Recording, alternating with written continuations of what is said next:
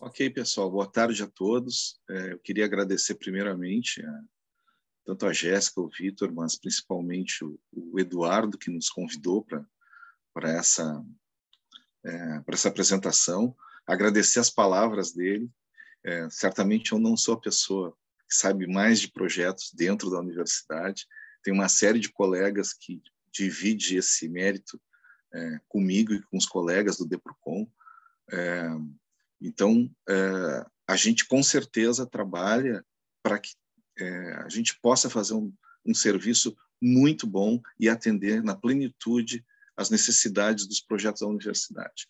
Certamente, a ProRest é um parceiro nosso de tempos já. O Eduardo, eu já venho acompanhando com ele há muito tempo, desde lá do projeto que é do URGS. Então, a gente vem firmando parcerias, assim como as demais pró-reitorias. Então, eu queria agradecer o convite e eu vou me apresentar. Eu sou Roberto Lima Fernandes, eu sou diretor do Departamento de Execução de Projetos e Convênios, né, da Proplan, e este departamento é o responsável pela gestão de projetos dentro da universidade, né? O que faz, às vezes, de gestor tanto do acompanhamento da execução, quanto da prestação de contas dos projetos em geral. A apresentação que eu vou realizar aqui hoje é uma apresentação que nós já fizemos em junho deste ano para diretores de unidades e coordenadores.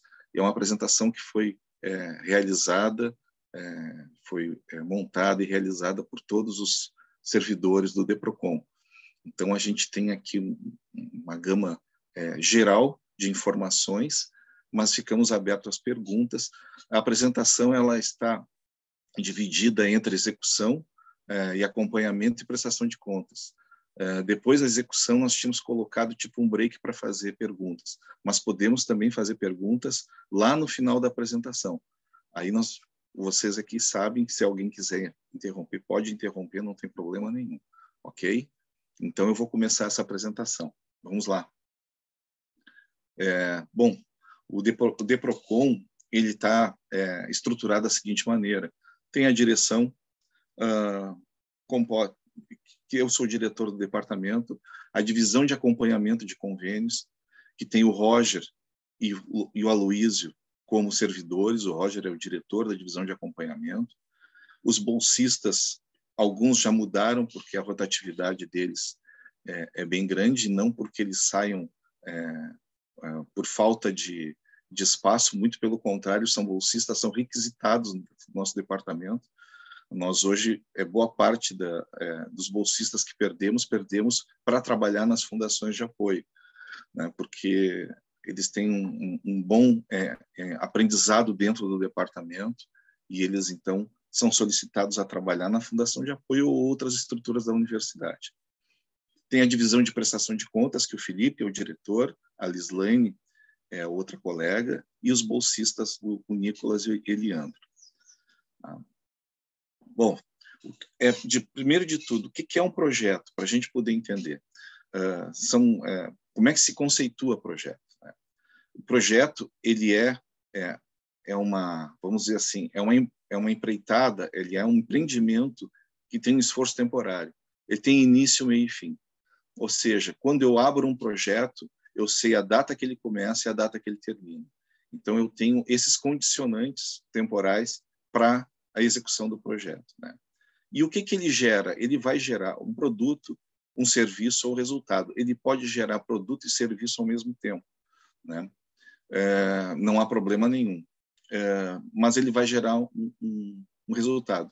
E ele é exclusivo. Exclusivo por quê? Porque ele trabalha para seu próprio fim, ok? Bom, esses projetos todos que a gente fala, tanto os projetos de pesquisa, como de extensão, principalmente de extensão que estamos tratando aqui, eles são nominados hoje como interações acadêmicas. Na verdade, já há bastante tempo. As interações acadêmicas elas estão respaldadas na decisão 93, né, de 2011, que é uma atividade de forma de projetos que utilizam a disponibilidade de recursos existentes na universidade para atendimento da necessidade de terceiros. Ou seja, todo aquele trabalho, aquele empreendimento da universidade, que não é atividade fim da universidade, mas que complementa essas atividades fins. Ok? Então, assim, qual é a relevância desses projetos de interação acadêmica? Então, eu tenho uma série de relevâncias. Fomento de atividades, pode ser de ensino, pesquisa ou extensão, redução na participação relativa dos recursos orçamentários de fonte do Tesouro Nacional, porque no momento que eu tenho recursos entrantes através dos projetos das interações, são recursos extra-orçamentários, que começam a compor, de alguma maneira, os ativos da universidade. Aqueles recursos que são nominados em custeio, ok, eles serão utilizados para execução do projeto, mas nós temos recursos de capital que vão ser utilizados pelo projeto e que, posteriormente, vão compor os ativos da universidade. Qual é a outra relevância que se fala muito? Questionamento e incerteza quanto ao atual modelo de financiamento universitário. Isso a gente vem vivendo na pele já há um bom tempo. Eu diria que até desde final de 2016, início de 2017, a universidade vem perdendo boa parte do seu orçamento, o que não deixa muito espaço para atividades que não sejam exclusivamente fundamentais para o funcionamento das unidades. Então, se torna extremamente relevante que as interações acadêmicas sejam estimuladas dentro da universidade. E é fonte de recursos financeiros externos do orçamento da universidade, como eu havia dito. São recursos que vêm extra-orçamento e que entram na universidade e que podem, de alguma maneira, contribuir para diminuir esse sofrimento orçamentário da universidade, que já vem se arrastando aí por 4, 5 anos. Para esses projetos, nós temos 3 etapas bem distintas, em todos eles, independente do tipo de projeto. Nós temos a parte de celebração, que é onde a coordenação ela vai captar os recursos através de concedentes externos, sejam eles públicos ou privados. Existe a celebração do instrumento entre universidade concedente ou universidade concedente e fundação de apoio. Nós temos a execução e acompanhamento, que é a partir da assinatura desse instrumento, nós começamos a executar, normalmente através de uma fundação de apoio, e temos a prestação de contas, que é justamente o fecho do projeto. Após a execução, após o término da vigência, as contas são prestadas à universidade, que faz suas análises para as aprovações posteriores. Então, nós temos 3 etapas bem distintas: celebração, execução, acompanhamento e prestação de contas. Bom, a celebração, nós temos alguns tópicos que são importantes, mesmo que genéricos. Os partícipes, fundações de apoio, por que utilizamos, instrumentos jurídicos, documentos necessários, taxas de ressarcimento, sistema de interação acadêmica. Eu vou pontuar aqui esses tópicos de uma maneira não tão detalhada, porque seria extremamente maçante. Bom, quanto a partícipes, nós temos, então, as entidades financiadoras. Quem são entidades financiadoras? Todo e qualquer ente que aloque recursos ou que tenda a alocar recursos para as interações, para os projetos. Seja ele público, privado, seja ele uma empresa, pode ser uma empresa pública. Então, assim, a entidade financiadora é quem financia o projeto. A universidade, ela entra como? Ela é a entidade participante e principal, porque ela entra com seu know-how, e é através dela que, normalmente, esses recursos são captados em função do seu know-how, em função do seu conhecimento.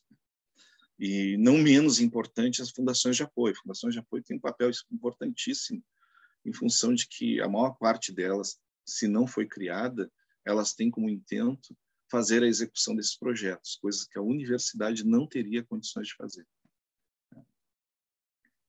Então, E aqui eu tenho na celebração um questionamento que todo mundo diz, mas por que vocês usam fundação de apoio? Fundação de apoio é muito importante por várias questões, né? A primeira delas que nós poderíamos colocar é a questão do impacto orçamentário. Nós não podemos, toda vez que nós celebramos um convênio, um contrato, um convênio, e este recurso é dirigido à universidade, né? Esse recurso entra à conta da universidade, ele tem um impacto contábil muito forte, né? Uma vez que ele impacta o orçamento da universidade dentro daquilo que ela pode gastar.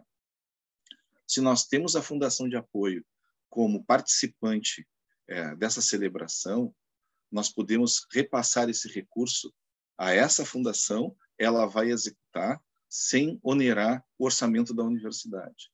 E mais, todo ano, quando nós temos recursos dentro da conta da universidade, quando chega final do ano, tem acontecido nos 2 últimos exercícios, o governo federal tem limpado as contas da universidade. Lá na última semana do ano, ele limpa as contas da universidade, tenha o que tenha, seja o recurso qual for, né? E retorna isso para o Ministério da Economia, para a Secretaria do Tesouro Nacional. Então, cada vez mais a gente tenta fazer não só a questão de celebrar convênios com a Fundação de Apoio, mas principalmente que esses convênios sejam tripartites, ou seja, que eu tenha a possibilidade que o concedente repasse o recurso diretamente às fundações de apoio. Então, para nós, isso é uma questão extremamente, não só prática, mas ela é de muita importância, né? Além de tirar o peso dos ombros da questão contábil da universidade, agiliza o processo de envio de recurso à Fundação de Apoio para que o projeto possa começar, né? Segundo momento, ela tem uma legislação específica, né? A legislação de apoio tem um decreto que regulamenta as fundações de apoio e o tipo de apoio que ela dá às instituições apoiadas. Então, assim, está regulamentado a execução dos projetos pelas fundações de apoio em decreto. Então, isso é muito bom. Nós temos lá, então, que nós temos um parâmetro legal que regulamenta e que nos dá respaldo para a utilização dessas fundações. E a Fundação de Apoio é uma estrutura direcionada para esse tipo de atividade. Porque quem é da universidade, que trabalha na gestão da universidade, consegue entender que a URGS não tem condições, não só a URGS, mas todas as federais, não têm condições de arcar com o seu trabalho já, sua atividade principal realizada, e ainda realizar atividades que são atividades paralelas, que seriam as interações acadêmicas, não teria estrutura, não só estrutura física, não teria estrutura de pessoal para fazer esse tipo de execução. Então, ela realmente tem uma estrutura direcionada. Sim, a gente vê a Fundação de Apoio tem uma importância muito grande para a realização das interações acadêmicas. Ainda falando sobre as fundações de apoio, né, nós temos a questão, na celebração, a questão do custo operacional, né? Cada projeto, quando ele é celebrado, ele tem que ter a previsão de um custo operacional para que a Fundação de Apoio possa executá-lo. O custo operacional nada mais que é o custo administrativo que a Fundação terá para aquele projeto no período que ele for desenvolvido, conforme o valor deste projeto, né? Então, assim, é necessário para a manutenção da estrutura física e de pessoal da Fundação de Apoio, né? E nós temos algumas métricas de cálculo, que são a portaria Proplan, que é a portaria, aqui ainda estava 9085, mas já foi renovada, mas é uma portaria que regula os custos operacionais, onde eu tenho lá uma planilha, onde tem vários níveis de valores, e a cada nível de valor é dado um valor para o custo operacional, né? Essa portaria colocada aqui da Proplan 3171, da ANP, da Agência Nacional do Petróleo, ela é mais uma portaria para os custos indiretos, né? Porque a ANP tem um tipo de regulação um pouco diferente, assim como a Petrobras, que tem uma plataforma específica, a Sigitec, que é uma plataforma que já utiliza a interface com Fundação de Apoio à Universidade, a questão de custos indiretos, ou seja, aqueles recursos que a universidade vai despender para que possa executar o projeto, né? Então, essa portaria da Proplan, que é uma portaria conjunta com a Propesc, ela não é só uma portaria da Proplan, a segunda portaria colocada ali, ela já é mais para custos indiretos. Na verdade, o custo operacional desses projetos amparados pela ANP e Petrobras, ele já é realizado dentro da própria plataforma da Petrobras, né? E, claro, a gente tem essa calculadora do custo operacional, isso sim, da portaria Proplan, custo operacional das fundações de apoio, tem no catálogo de serviços da universidade, da Proplan, está lá dentro do catálogo de serviços, é só utilizar, ele tem um tutorial, é bem fácil utilizar. Bom, e aqui então nós temos diversos instrumentos jurídicos que a gente utiliza na gestão dos convênios, né? Dependendo do tipo de projeto que se apresenta. Nós temos então convênios, contratos, termos de cooperação, termo de execução descentralizada e protocolo de intenções. Normalmente esses convênios e contratos são instrumentos utilizados entre URGS e Fundação de Apoio, né? Porque ou ele é diretamente um convênio e contrato com Fundação de Apoio, ou podem ser tripartites. Eu posso ter convênios e contratos tripartites com outra entidade, seja ela pública ou privada, tá? Então, onde eu amparo não só a concedente de recurso, como a universidade e a Fundação de Apoio, tá? Os termos de cooperação já são termos um pouco mais robustos, diferentes. Normalmente, eles também abrigam 3 entes para participarem do projeto, né? E são termos já mais de agências nacionais, tipo Petrobras, ANP, mas pode aparecer termo de cooperação de qualquer outro ente. Já o termo de execução descentralizada, chamado TED, ele é um termo único que somente o governo federal utiliza, ou seja, ele é um instrumento público de um agente federal ou de um ministério, principalmente os ministérios, tá? Que descentralizam recursos à universidade. Como os ministérios e a universidade estão praticamente no mesmo nível contábil e orçamentário, eles fazem essa descentralização de recursos para a universidade. Nós utilizamos muito esses TEDs em convênios com Fundação de Apoio para outros tipos de projetos, principalmente projetos de pesquisa. Então, são recursos que vêm diretamente do governo federal. E tem os protocolos de intenção, que são normalmente não têm valor financeiro, né?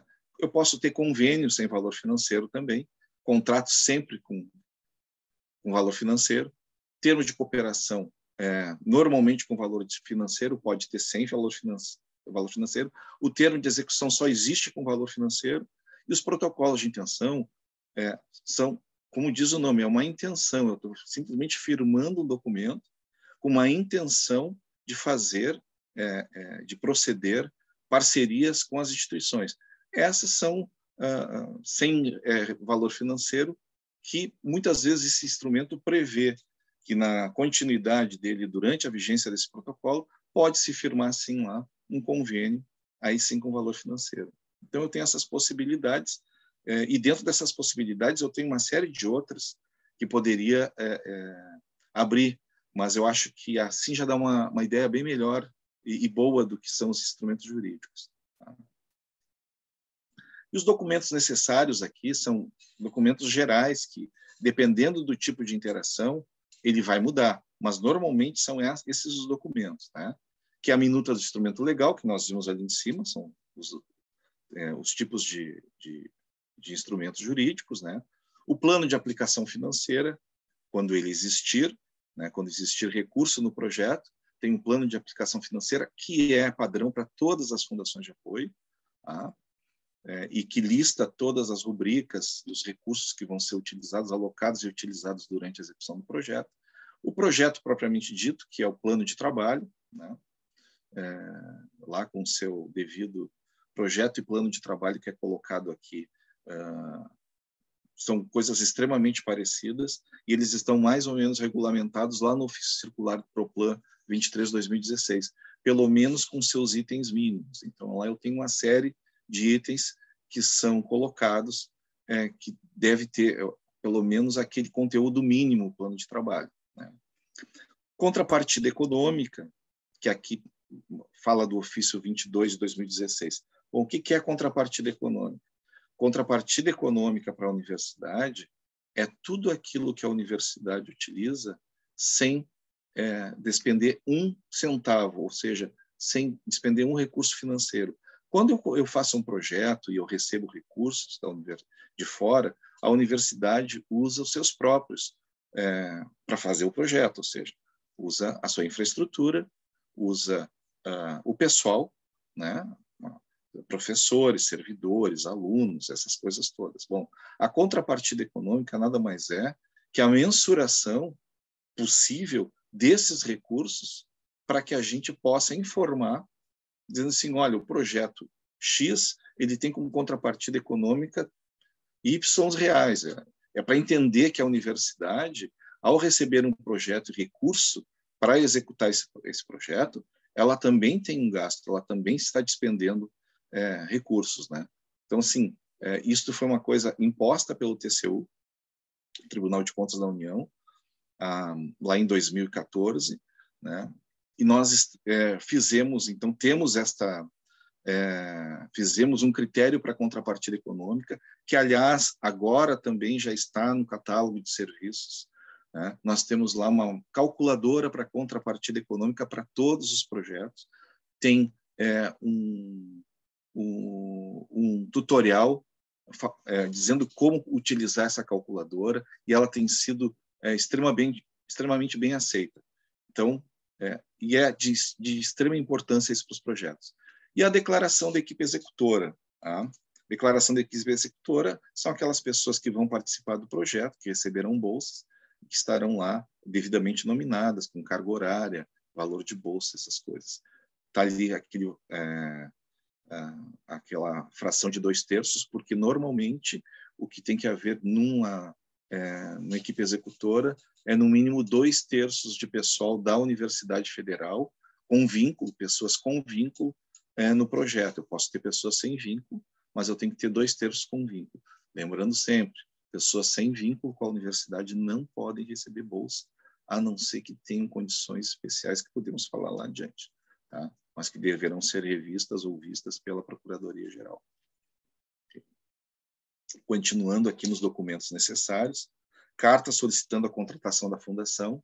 É sempre importante lembrar que a universidade, além da fundação médica, ela tem outras 3 fundações, né? E quando o coordenador faz a solicitação de projeto, a proposta de projeto no sistema de interações acadêmicas, ele pode escolher a sua fundação de apoio, né? Então, tem que haver uma carta solicitando a contratação, né, da fundação de apoio.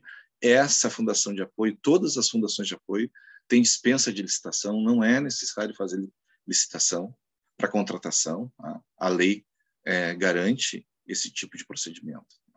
O termo de compromisso e responsabilidade do coordenador ou do coordenador substituto ou vice-coordenador, né, que isso são termos impostos pela Procuradoria-Geral e são revistos na hora da análise da proposta do projeto, e a declaração do coordenador, né, quanto à observância dos regramentos da normativa legal da universidade para todos os atos dentro do projeto, né?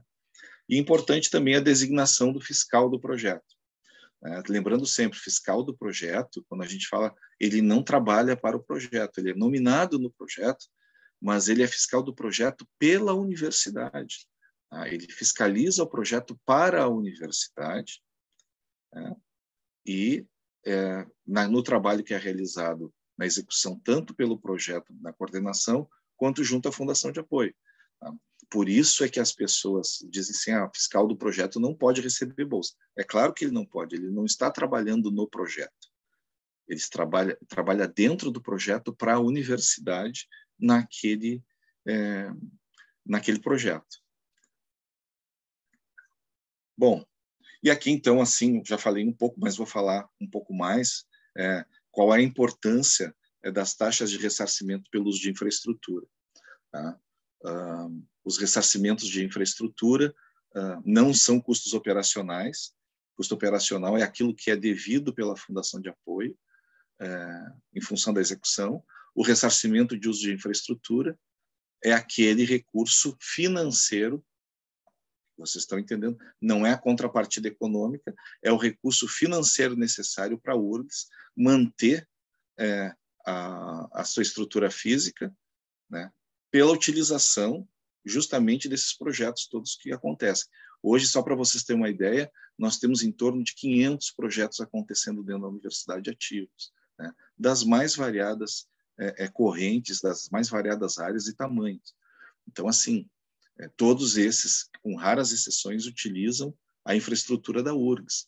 Quando eu digo infraestrutura, não é só questão predial, é a questão das energias, luz, água, serviço de segurança, né, servidores, e tudo isso tem um custo.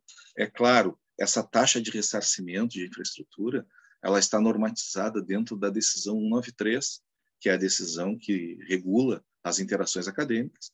Lá nos artigos 14, 13 e 14, ela, então, despende um mínimo de 5% dos recursos de custeio dos projetos, tanto para a unidade acadêmica como para a universidade como um todo, ou seja, é no mínimo 10% para que cubra as taxas de ressarcimento. Tá?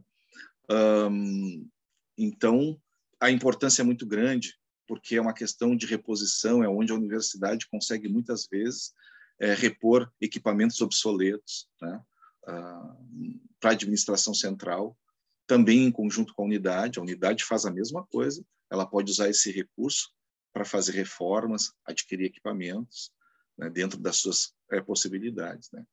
Existem exceções? Existem, elas existem, mas são impostas normalmente pelo concedente do recurso.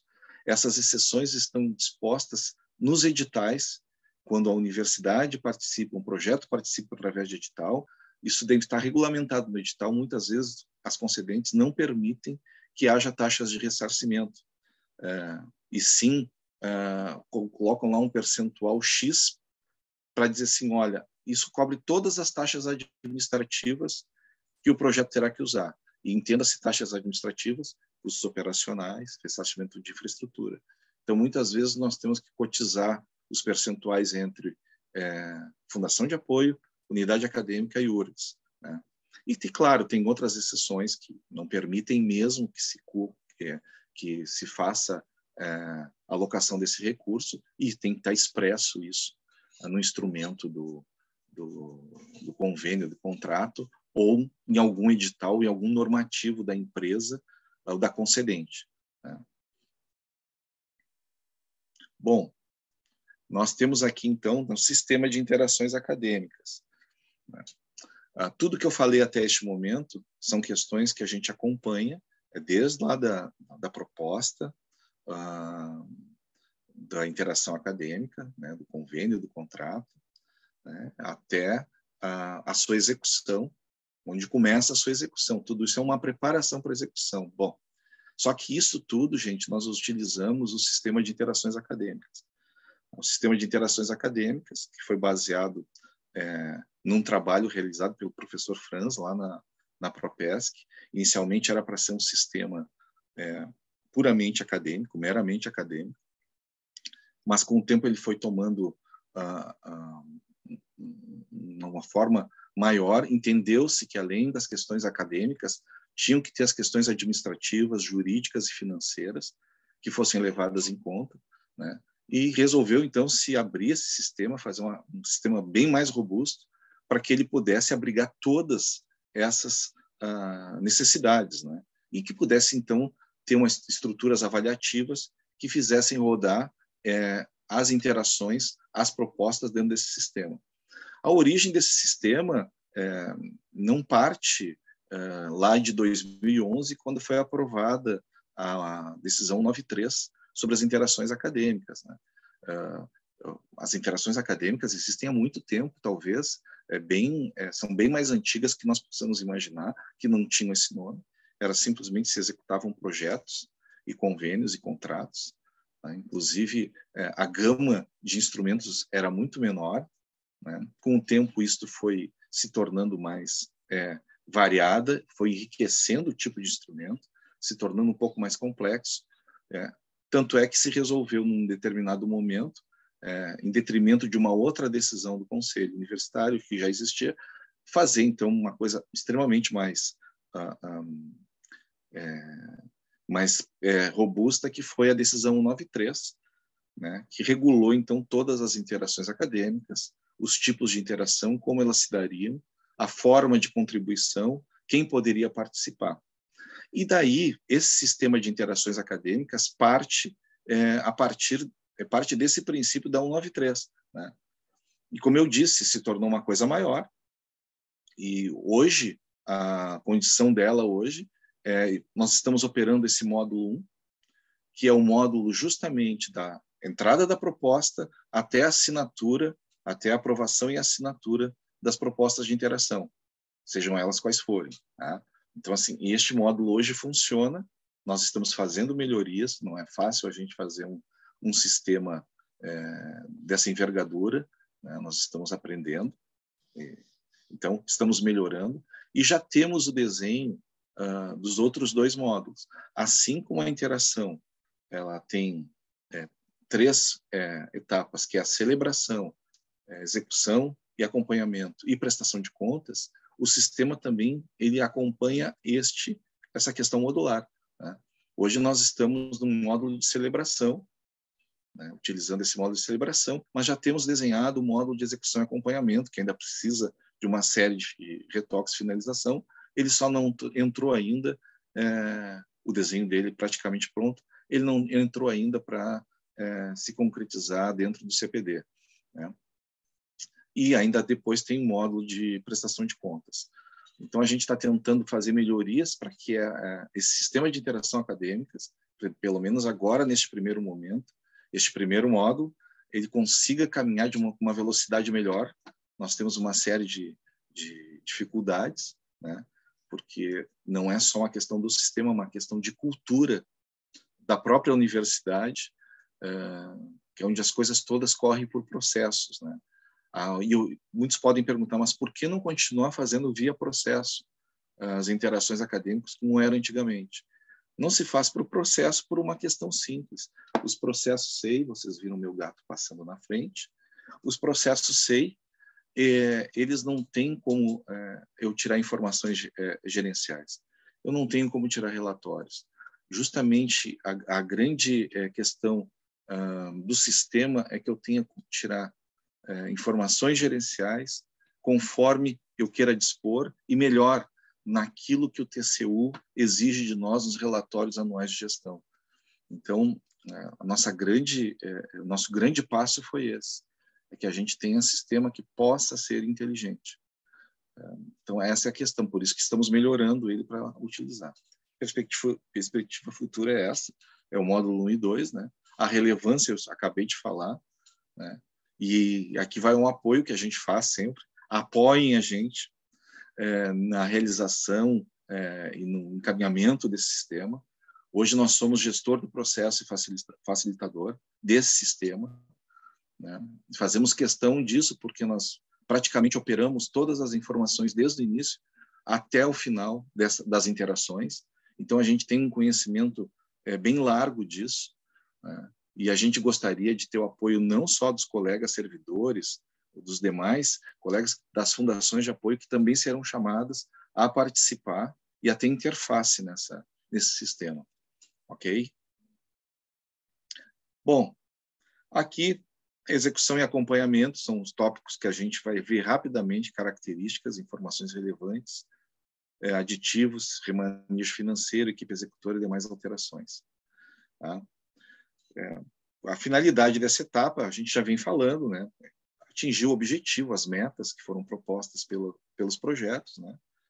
Que vai estar aquilo que já foi previamente colocado em conformidade em plano de trabalho, conforme plano de aplicação financeira e dentro das normas e legislação. Ou seja, eu pego esse combinado de necessidades e é o que a gente acompanha dentro dos projetos. Assim, olha, tem que os objetivos atingidos, conforme plano de trabalho, aplicação financeira e normativa e legislação. No momento que eu tiver um ótimo acompanhamento, um bom acompanhamento do projeto, certamente a prestação de contas desse projeto vai ser redonda, vai sair perfeita. Então, por isso que a gente, se tiver que fazer qualquer correção no projeto, a gente faz ou na inicial ou durante a execução, para que quando chegar no final a gente tenha tudo acertado, sem nenhum tipo de inconsistência. E dentro do projeto, na execução, nós temos dois tipos de execução, uma execução técnica e outra financeira. A execução técnica, ela é geralmente, e tem que ser, né, é realizada pela coordenação e pela equipe executora do projeto, né? É a execução técnica daquilo que foi proposto no projeto, no plano de trabalho, né? Ela é responsável por essa execução técnica. E a execução financeira, a responsabilidade é a da Fundação de Apoio, conforme também reza o instrumento que foi assinado. Então, assim, são dois tipos de execução. Nós vamos olhar os dois durante a execução, né? A gente tem essa questão de acompanhamento, que ainda hoje a gente está lutando para poder acompanhar melhor, e a gente espera que agora, com uma nova tomada da necessidade de fazer os cursos para os fiscais, a gente consiga fazer esse tipo de acompanhamento melhor, né? Então, basicamente, coordenação e fundação de apoio são responsáveis pela execução do projeto, né? Então, assim, isso é um aviso bem importante, né? Plano de trabalho, plano de aplicação, a execução, despesa e consecução dos objetivos são indissociáveis, ou seja, eu tenho que estar tudo vinculado, eu tenho que ter todas essas questões vinculadas, né? Meu plano de trabalho, ele tem que dizer exatamente, aliás, o plano de aplicação, ele tem que estar dentro daquilo que o plano de trabalho me diz, né? A execução financeira, tem que estar dentro daquilo que o meu plano de aplicação me diz, né? Qualquer tipo de problema, qualquer necessidade, é necessário um ajuste, e nós vamos ver isso um pouquinho adiante. Então, assim, como eu vinha falando, boa execução e acompanhamento. Reduz trabalho tremendamente, não só... eu não estou falando do trabalho da gestão nossa, reduz trabalho de todo mundo, reduz trabalho da coordenação, da fundação de apoio, né? E se torna mais inteligente para todo mundo, né? Pela redução de diligências, nós não vamos ter que fazer diligências, sejam elas internas ou externas. Potencializa a captação de recursos, porque no momento que eu tenho uma execução bem feita, a concedente de recursos vai entender que a universidade ela realmente está apta a fazer aquele tipo de projeto e vai colocar mais recursos dentro da universidade. Então, ele solidifica a parceria, né? E aumenta a transparência e confiabilidade. Então, assim, uma coisa depende da outra, né? Isso não é... A pirâmide não pode ser construída invertida, nós temos que ter uma boa base para ter um bom topo, né? Então, essas questões são importantíssimas para que a gente possa ter um projeto bem executado. Falar um pouco de termos aditivos. Os termos aditivos são o quê? São aqueles questões adicionais que são colocadas nos instrumentos original, né? Eu posso ter aditivos de acréscimo, supressão de prazo e de valor, né? E de cláusulas. Eu posso ter uma série de diferentes aditivos. E aqui eu coloco documentações necessárias, minuta, justificativa, aprovações, ato, seja ele ad referendo pela unidade, departamento, comissão de extensão, pesquisa, lembrando sempre que quando for ad referendo, tem que voltar posteriormente ao conselho da unidade para aprovação pelo conselho, né? Isto sim, quando eu tiver um termo aditivo, como é que eu tramito esse termo aditivo nos processos, nos projetos? Como eu não tenho o segundo módulo de interações acadêmicas, os termos aditivos estão tramitando via SEI, tá? Que é o Sistema Eletrônico de Informações. Então, nós continuamos usando, sim, processos eletrônicos para aqueles casos onde nós não temos como colocar dentro do sistema de interações acadêmicas ainda, tá? E isso para quem direcionar? Termo aditivos pode ser direcionado via setor de convênios do gabinete, CDTEC, ProPG, conforme o caso, o tipo de projeto, né? E também, assim, os ajustes, né? Nós temos, durante a execução do projeto, nós temos uma série de ajustes que a gente tem, que pode fazer. Nós podemos alterar o orçamento original anteriormente aprovado, ou seja, posso querer alterar o plano de aplicação aprovado inicialmente, dentro das rubricas já existentes, onde os recursos foram alocados, eu posso fazer essa alteração. Então, eu tenho uma série de situações e tudo isso pode ser solicitado via também SEI, com algumas exceções, né? Quais os principais tipos? Eu tenho suplementação, supressão ou troca de rubricas. Eu tenho suplementação porque eu posso aumentar valores de rubrica dentro do valor total do projeto, né? Não alterando o valor. Eu posso suprimir valores de rubricas para colocar em outras, né? E eu posso ter novas rubricas dependendo do caso e da justificativa. Os documentos necessários são formulários padrão e justificativa. O formulário desses ajustes a Fundação de Apoio tem, sem problema nenhum. Tá? Como tramitar? De novo, como não há um módulo de execução ainda, módulo 2 de execução do Interações Acadêmicas, ele vai ser via SEI. Tá? A não ser que sejam projetos, sejam convênios que estão cadastrados no SICONV. Ok? Esses projetos do sistema de convênios do governo federal, quando são convênios, nós somos obrigados a cadastrar nesse SICONV dentro da plataforma Mais Brasil. Né?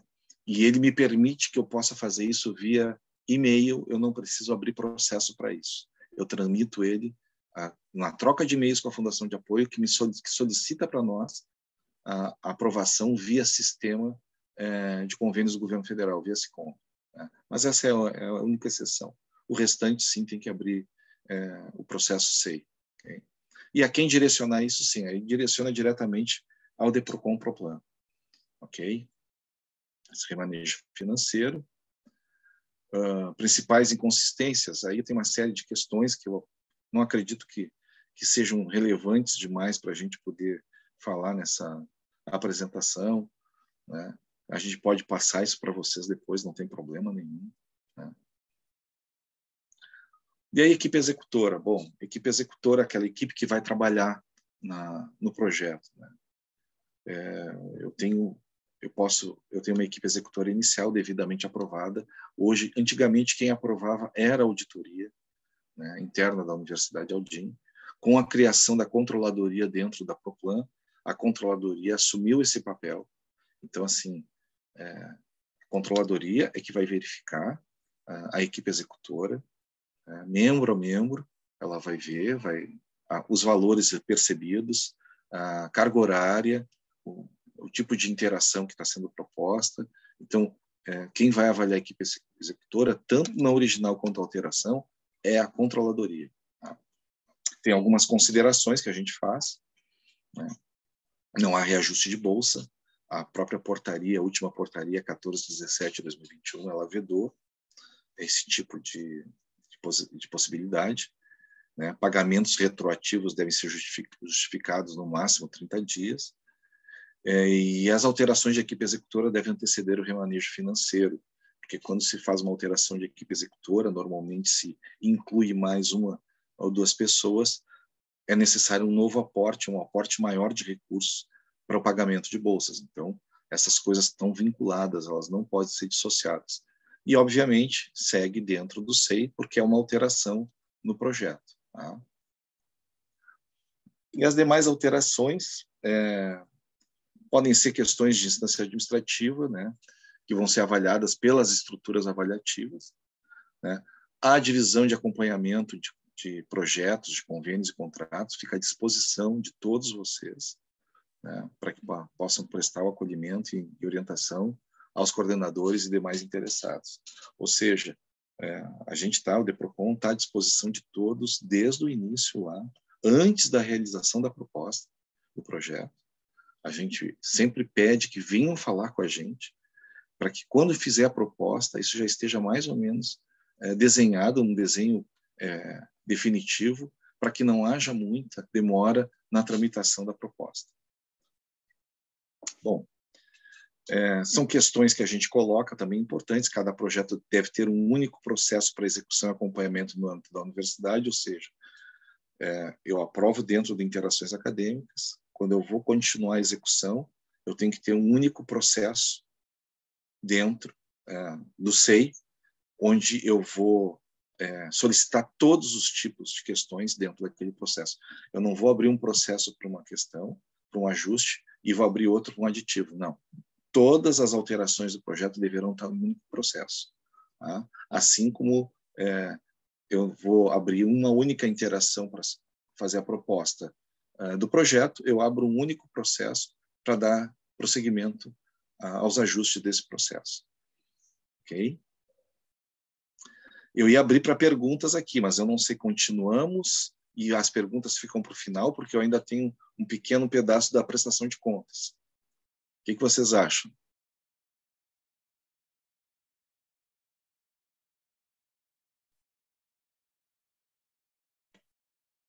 Vamos continuar, então? Então, sim.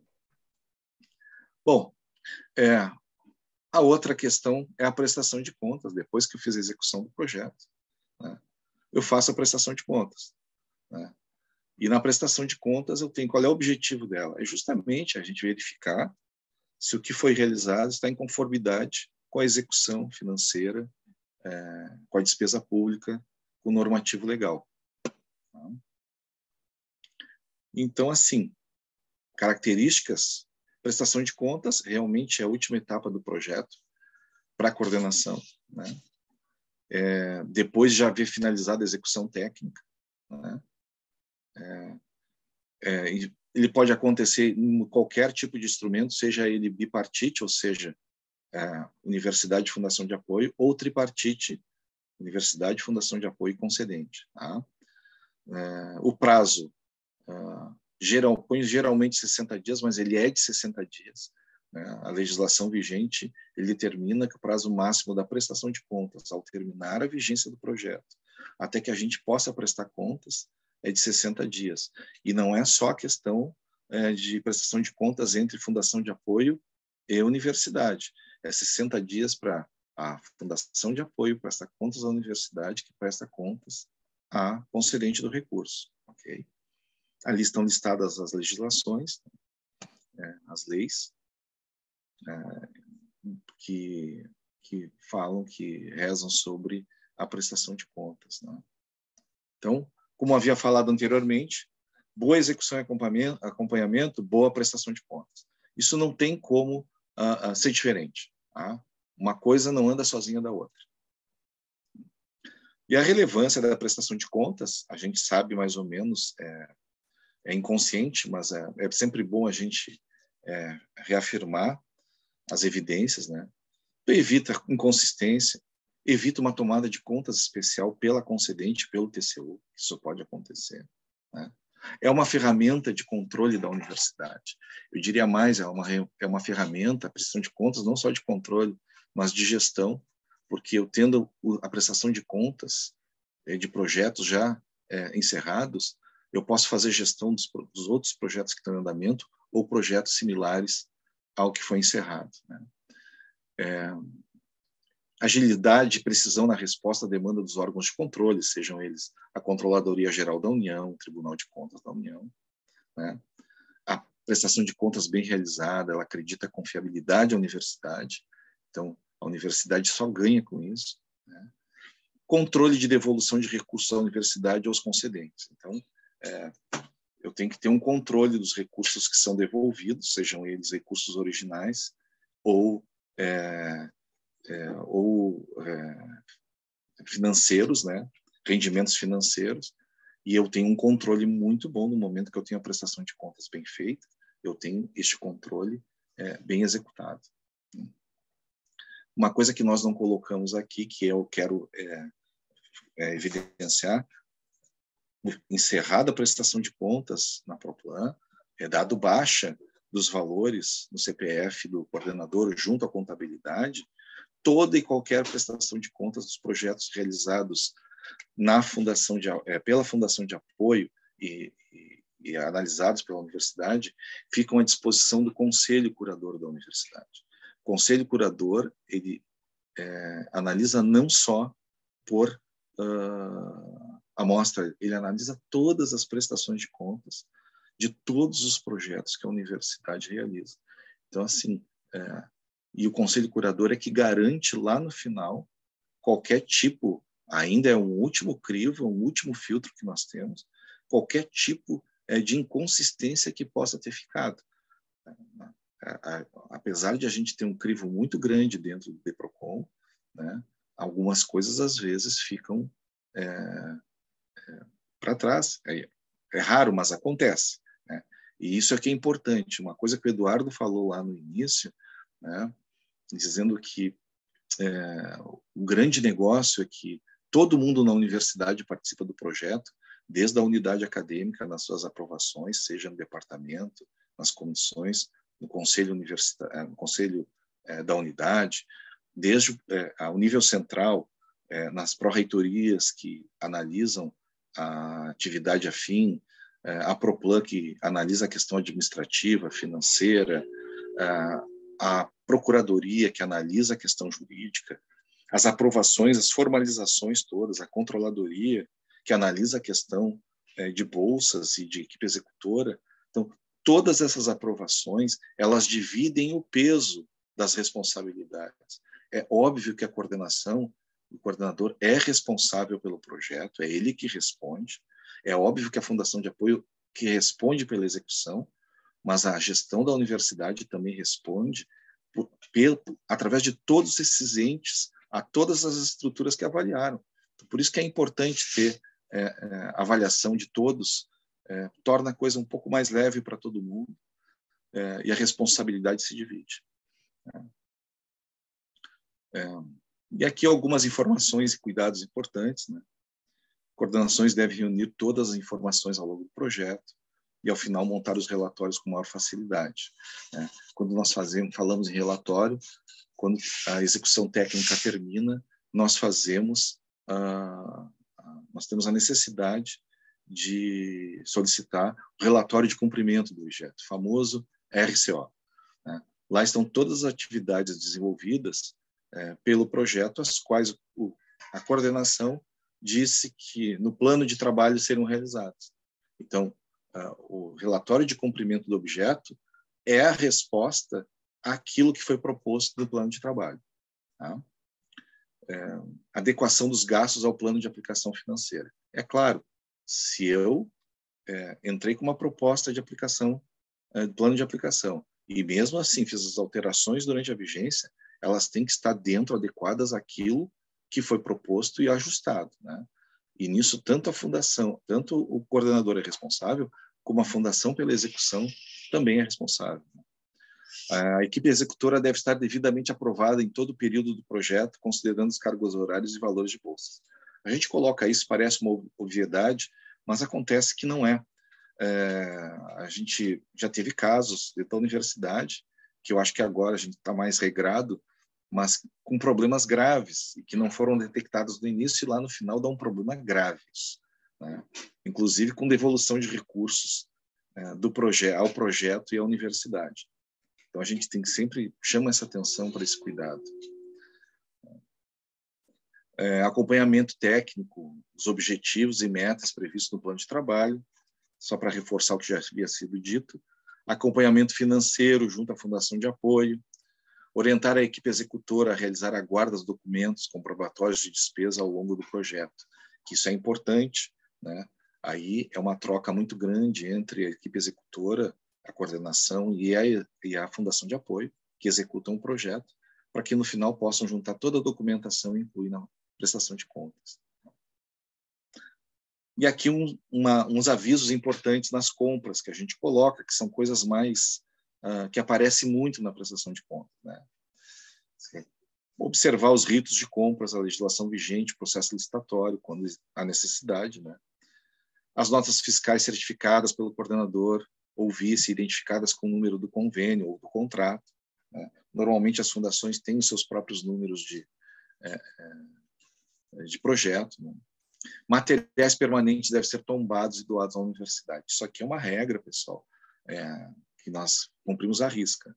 Quando o concedente concede o recurso ao projeto e que esse recurso prevê a compra de equipamentos, de despesas em capital, ele já está sabendo que, ao término do convênio, ao término do projeto, esse material será doado à universidade. Responsável pela doação desse material, tanto a coordenação quanto a fundação de apoio, que fazem um termo de doação, né, à universidade através do DEPATRI, o Departamento de Patrimônio da Universidade. Né? A responsabilidade pela vinculação entre compras e objeto do projeto é conjunta da coordenação e da fundação. Isso eu não preciso dizer, isso eu acho que é uma coisa já conhecida. Né? A questão de diárias e passagens é importante, sempre dá problema, é importante a gente falar. Comprovantes de embarque e notas fiscais de compra com comprovação de despesa. Né? É impossível a gente viajar e não ter esse comprovante. Fica difícil a gente passar uma despesa sem esse tipo de documento. Recibos de diárias devidamente assinados e certificados, bem como documento de emissão cumprida. Coordenação não deve certificar passagens de recibos dos quais foram beneficiários, ou seja, o coordenador vai viajar, não é ele que vai certificar a passagem dele ou o recibo. Ele não pode ser o dono do time, dono da bola e técnico ao mesmo tempo, né? E o juiz. Então, quem tem que certificar certamente será o vice-coordenador. Né? A vice-coordenação é que vai fazer esse papel. E quando é o vice-coordenador, o contrário, o coordenador certifica. Então, jamais a pessoa que viajou vai poder certificar, ok? Documentos que comprovam a estadia dos beneficiários no local de diária, notas fiscais, passagens, etc. Ou seja, documentos de estadia para certificar a questão da diária. Questão de coffee breaks e eventos, que isso é muito importante, principalmente nesses projetos que nós estamos falando, mais direcionados hoje à ProRest, né? A incluir, além dos documentos de compra, lista de participantes certificados de participação. O que acontece? Quando a gente recebe um dinheiro de fora, né, e existe essa previsão, geralmente o concedente, ele vai solicitar, se a gente não entrega na prestação de contas, ele vai fazer uma diligência para nós solicitando a lista de participantes e certificados de participação quando esses existirem. Eles vão querer que isso conste da prestação de contas. Então, isso é importantíssimo colocar. Tá? Então, sempre que fizer um evento, lista de participantes, certificados, coloquem direitinho isso. Tá? E lá no plano de aplicação financeira, utiliza essa rubrica para esse tipo de evento, disposições, congressos e conferências. Ok? Inconsistências que aparecem na prestação de contas, né? Gastos que excedem o previsto no plano de aplicação, isso acontece. Acontecia bastante, tem acontecido muito menos, né? A gente tem utilizado alguns filtros e na verdade, a gente está muito mais próximo das coordenações do que existia isso antes. Então, a gente consegue conversar bastante com os coordenadores e com as fundações de apoio. As fundações de apoio têm sido parceiras tremendas nossas para que isso não aconteça. Né? Despesas sem comprovação, essa não tem como aceitar. Nós não temos como aprovar um tipo de despesa, a gente glosa mesmo. Né? E assim, se a fundação de apoio faz uma prestação de contas onde aparece esse tipo de inconsistência, nós vamos querer que a fundação de apoio devolva esse recurso. Okay? Então, assim, a coordenação tem que estar muito atenta a esse tipo de situação. Tá? As despesas acima do limite para compra direta, isso as fundações, na maior parte, têm respeitado. Né? Houve um problema grave quando da surgimento da lei da compra, do decreto da compra direta, que houve um momento de transição que as fundações vinham comprando por determinada lei e depois entrou a decreto de compra direta e começaram a comprar e ali houve um problema grave. Nós temos projetos dessa época até hoje em atividade e a gente tem que estar sempre separando as compras que foram feitas através de uma legislação e de outra.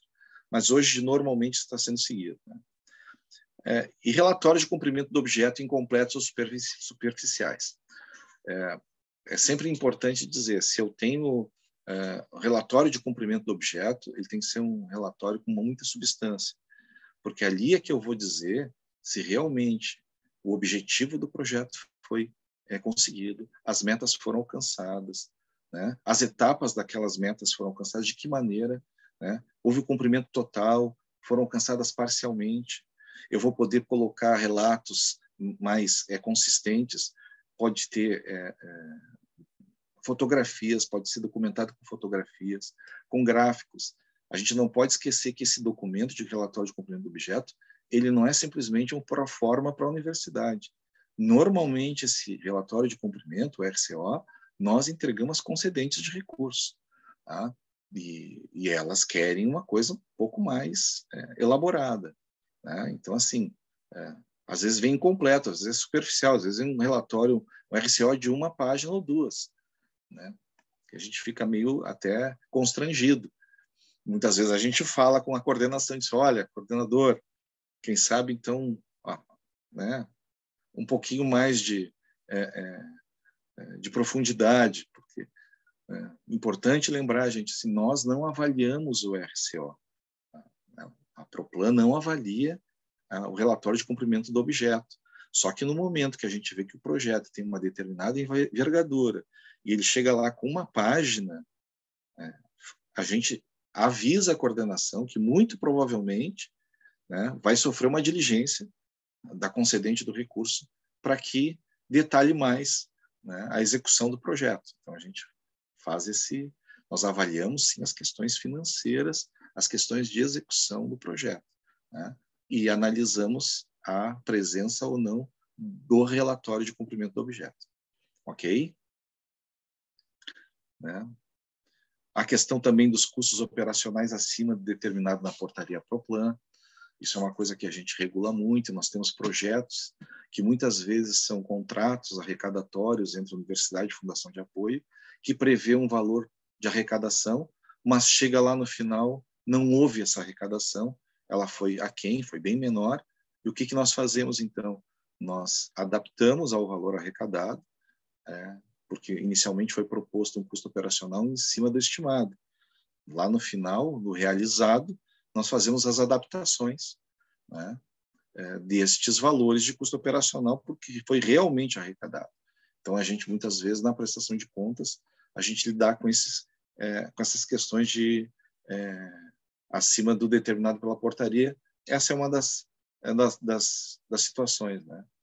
Falta de certificação e documento fiscal pela coordenação, isso acontece sempre. Tem acontecido menos porque as fundações de apoio estão cobrando mais, elas estão extremamente mais engajadas, né? A ausência dos termos de doação e tombamento de material, como eu falei, recursos de capital que adquirem matérias permanentes, né? Alocação de despesa em rubricas incorretas. Isso já diminuiu bastante, mas acontece ainda, né? E a gente então tem no acompanhamento e execução, a gente tenta fazer essa correção para que não chegue na prestação de contas dessa maneira, tá? E lá nos procedimentos finais, então, eu tenho assinatura pelo coordenador de projetos demonstrativos financeiros a serem enviados aos órgãos concedentes.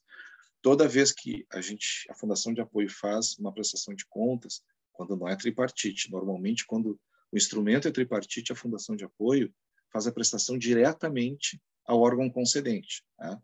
Não quer dizer que não tenha que fazer a prestação de contas à URGS. É obrigado a fazer a prestação de contas da URGS para que a URGS tome ciência de que ela prestou contas, tá?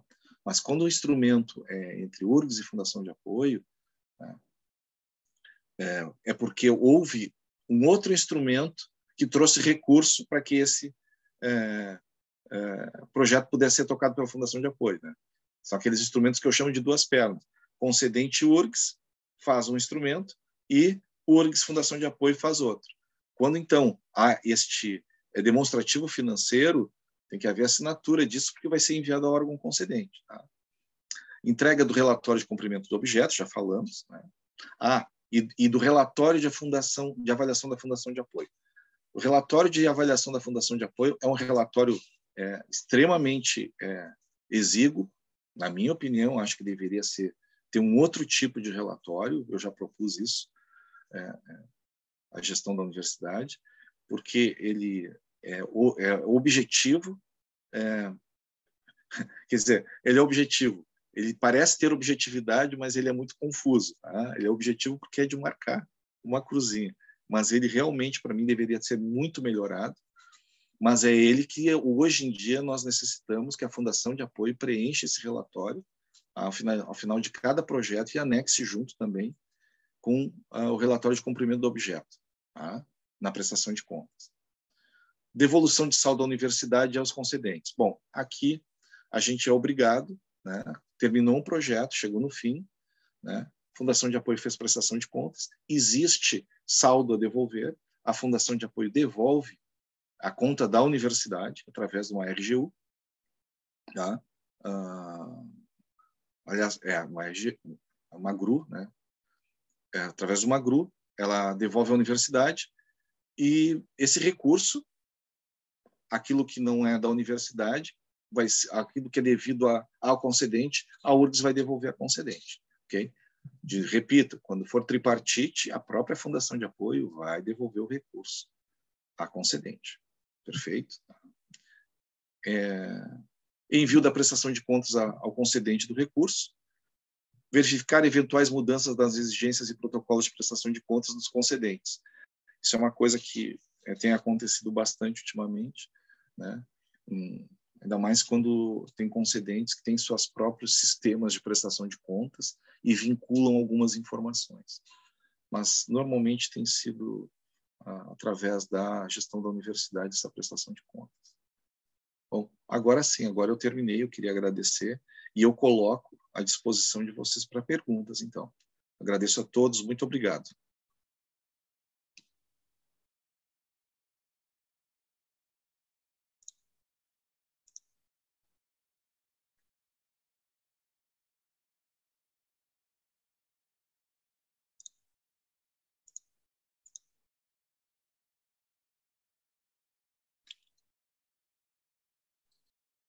Roberto, acho que o Alberto tem uma dúvida ali no chat. Deixa eu ver. É que eu não estou conseguindo, não estou conseguindo sair da apresentação agora.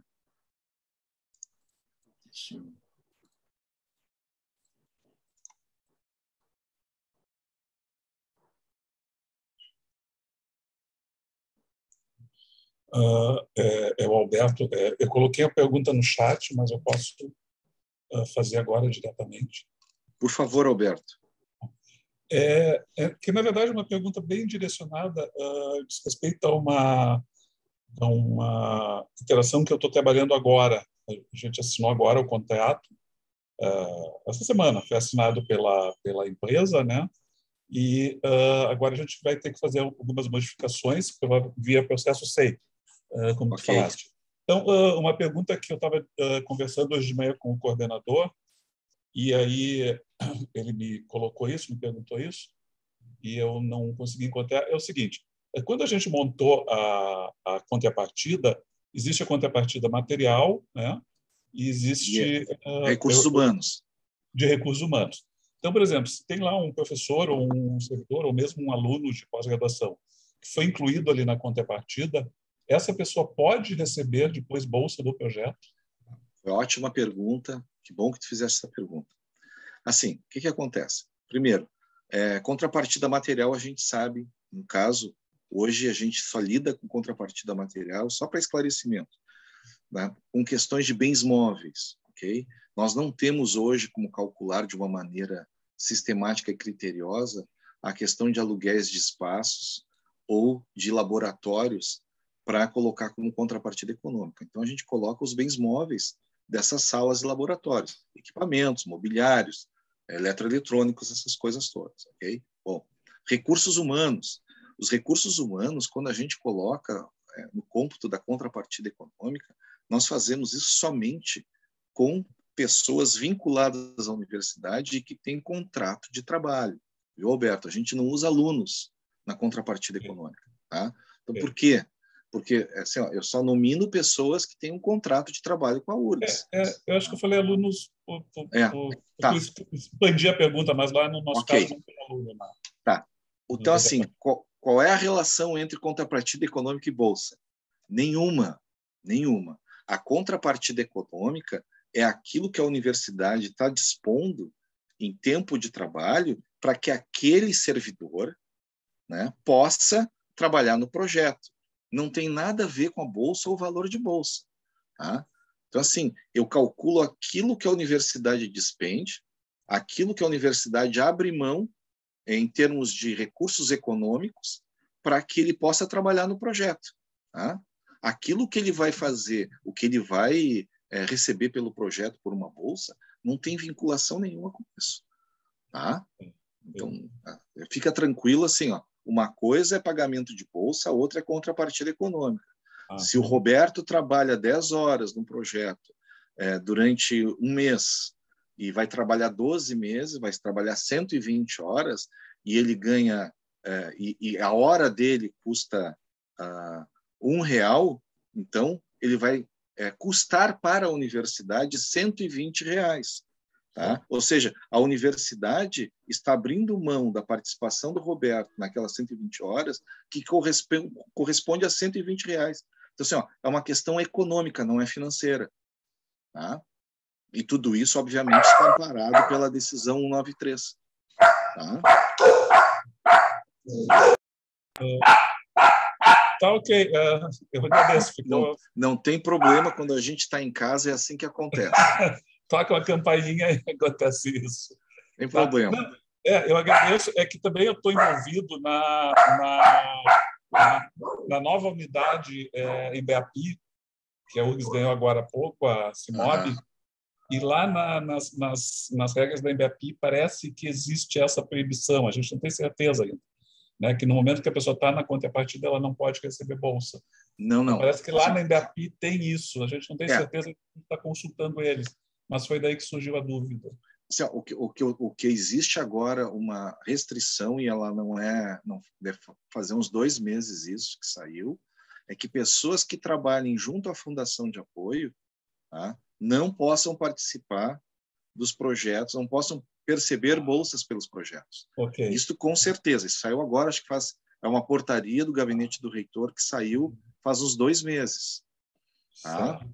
Então, essa é a questão, mesmo sendo funcionário da universidade, tendo vínculo, mas no momento que exerce qualquer tipo, pode ser um funcionário aposentado, mesmo funcionários aposentados podem participar dos projetos recebendo bolsa. Tá? Mas se ele for funcionário aposentado da universidade, trabalha junto às fundações apoiadoras, ele não pode participar do projeto com percepção de bolsa. Tá, ok. Tá? Ficou bem claro, então, muito obrigado. Nada, Alberto, que isso. Roberto, eu quero te dar os parabéns pela apresentação excelente, sempre esclarecedor, né? Muito bom esse momento de ouvir a ProPlus sobre a execução dos convênios e dos contratos, sobre boas práticas, né? Com toda essa tranquilidade que tu traz, assim, que tu fala, a gente consegue ficar mais tranquilo também, né? Para saber que tem dentro da universidade o apoio que a gente precisa. Eu falo isso enquanto gestor de convênio dentro de fundação de apoio, né?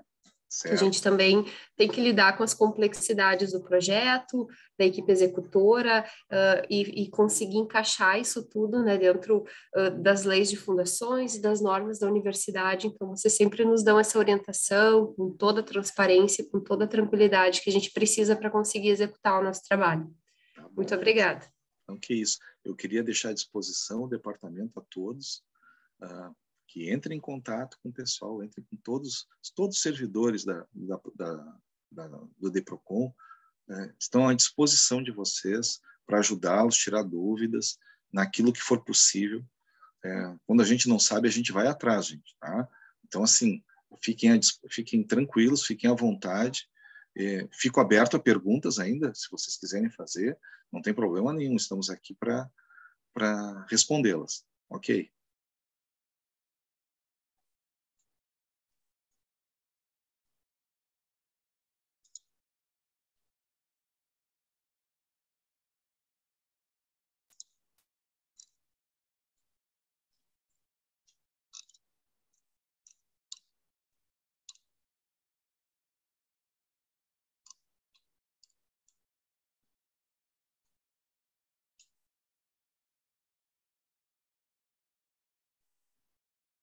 Eu queria falar, Jéssica, então,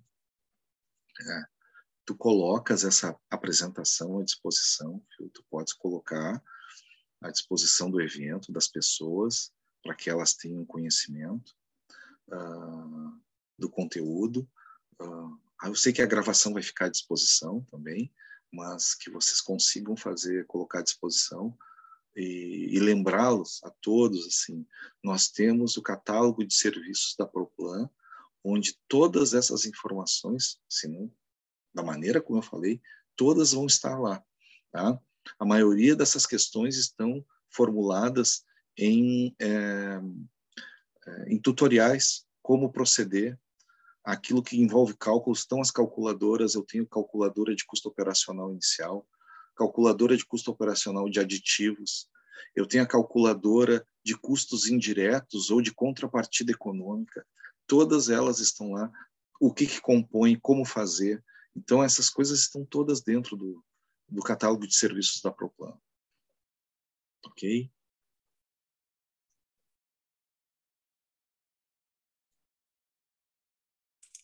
Ao término da reunião, o Vitor vai encaminhar para todos vocês alguns dados, né? E vai encaminhar também a apresentação como anexo, Okay. Esse material que o Roberto usou agora. Tá. Eu tenho uma pergunta da Shirley, que é: quando servidores técnicos administrativos participam de projetos fora do horário de expediente da universidade, as chefias imediatas precisam autorizar e assinar os contratos? Sim, Shirley. Porque o que acontece? É uma responsabilidade, apesar de tu trabalhares... Primeiro que para tu participar de um projeto, tu é obrigado a trabalhar fora do horário de serviço, né? Ele não permite a decisão 193, ela regula o tipo de atividade, o tipo de atividade que o servidor vai ter no projeto, né? Então, assim, se a participação é possível 10 horas semanais, 20 horas semanais, tu vai trabalhar essas 10 horas fora do teu horário de trabalho, daquelas 8 horas diárias, né? E por quê? Porque, assim, a chefia tem que ter essa ciência de que tu vais trabalhar para um projeto, entra no encadeamento das coisas que eu falei. A responsabilidade é de todos. Não existe uma responsabilidade somente do servidor pela sua vontade. Existe a responsabilidade de toda a estrutura a qual está sendo demandada, independente se tu vai trabalhar fora do horário de serviço ou não, né? Então, assim, há uma divisão das responsabilidades e um jeito muito mais inteligente, ao meu ver, né, de responsabilizar determinados departamentos, pró-reitorias, pelas participações em horário, em projetos, né? Nós temos casos bem marcantes de problemas acontecidos em projetos, né, onde não houve esse tipo de observação, não se observou esse rito,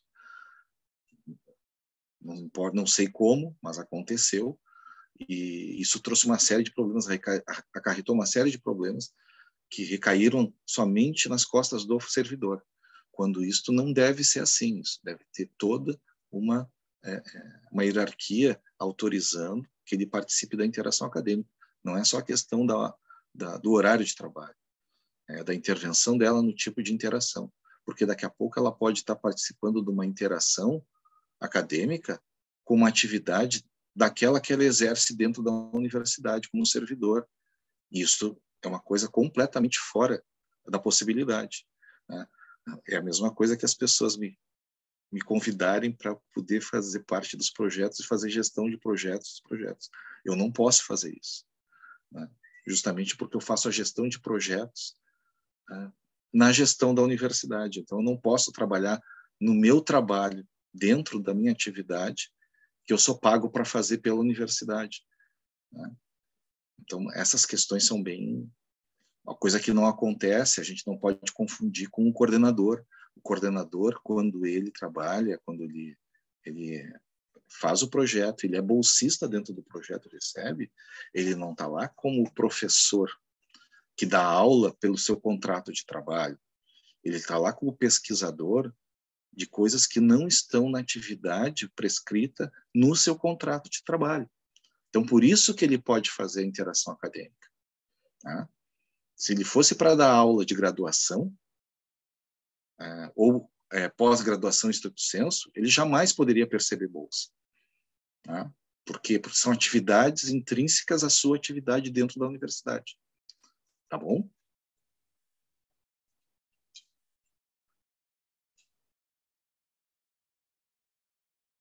Estou à disposição, pessoal.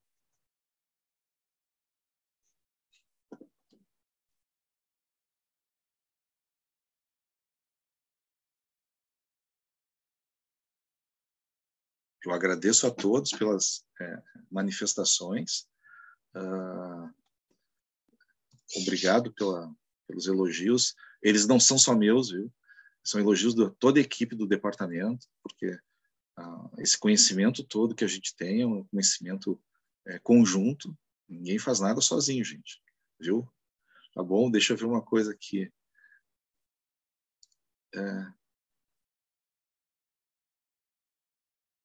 Acho que não tem mais nada, eu não estou vendo.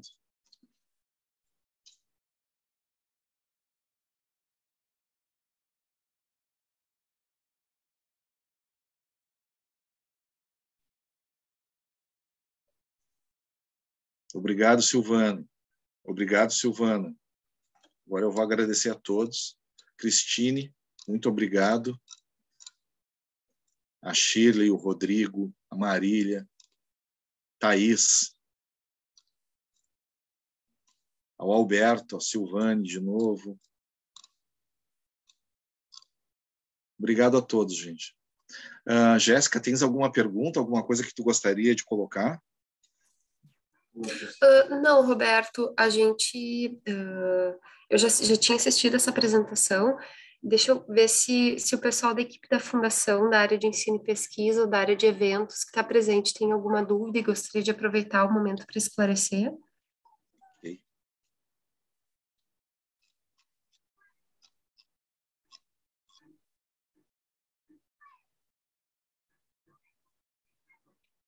Acho que não. Bom, em relação às questões, né, que tu apresentou, assim, eu acho que foi muito bem colocado, excelente, sempre nos ajuda, nos orienta, né, em todas as dúvidas.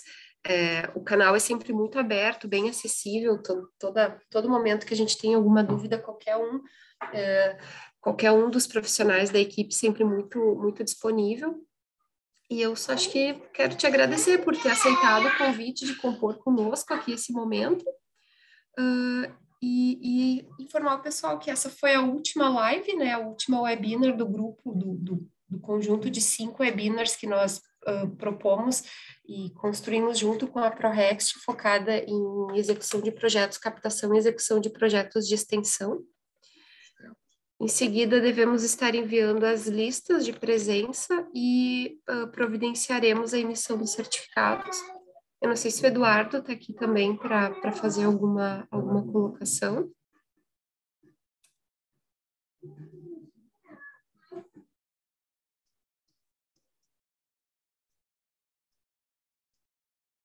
Obrigado, Adriana. Obrigado, Larissa.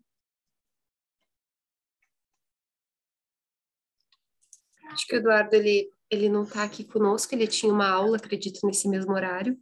Isso. Bom, deixa eu fazer o agradecimento, então. Eu quero, primeiro de tudo, agradecer o Eduardo, que me convidou, né?